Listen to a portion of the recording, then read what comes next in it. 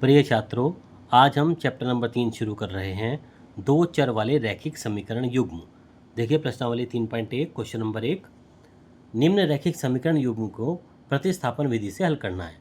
इसके हमें लगभग 6 पार्ट दे रखे हैं। पहला पार्ट देखिए, फर्स्ट पार्ट में कहा गया है x प्लस वाई बराबर दे रखा है 14 और दूसरा दे रखा है x माइनस वाई बराबर दे रखा है 4। इसको आप समीकरण नंबर 1 मानिए, इसको आप समीकरण नंबर 2 मानते हैं। इसके बाद समीकरण मानने के बाद इसे हमें प्रतिस्थापन विधि से हल करना है। प्रतिस्थापन विधि से हल करने का मतलब ये होता है, इन दोनों समीकरणों में से कोई भी एक समीकरण लेके हमें पहले x का मान निकालना होता है। जैसे मान लीजिए हम समीकरण नंबर 2 लेते हैं। समीकरण नंबर 2 क्या थी हमारी, x माइनस वाई बराबर 4। यहाँ लिखेंगे हम समीकरण नंबर 2 से, समीकरण नंबर 2 से समीकरण नंबर 2 थी हमारी x माइनस वाई बराबर 4। यहाँ से x बराबर 4 प्लस वाई, इसको हम लिख सकते हैं, इसको मानते हैं, ये मान लीजिए समीकरण नंबर हमारी 3 हो जाती है। ठीक है, अब ये जो x का मान आया 4 प्लस वाई, इस मान को समीकरण नंबर 1 में रख देते हैं। यहाँ लिखेंगे समीकरण नंबर 3 से x का मान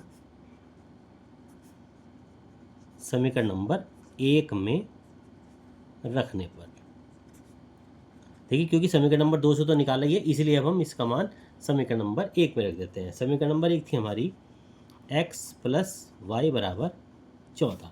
यहाँ से x का मान रखिए 4 प्लस वाई, एक्स के रखेंगे 4 प्लस वाई, आगे प्लस का वाई ये वाला जो का तू बराबर 14।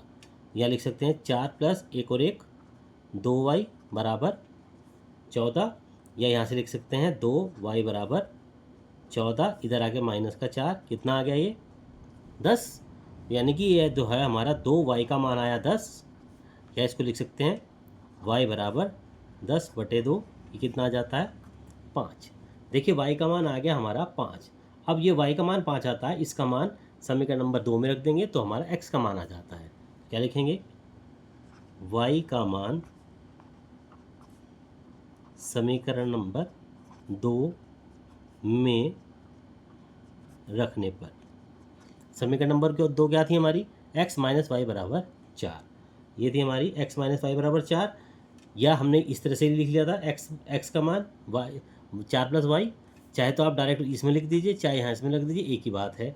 चलिए मान लीजिए हम डायरेक्ट 3 में रख देते हैं, तो इसको यहाँ पर हम मान 3 कर देते हैं। तो ये थी हमारी x बराबर 4 प्लस वाई, ये थी हमारी x का मान दिया था 4 प्लस वाई का।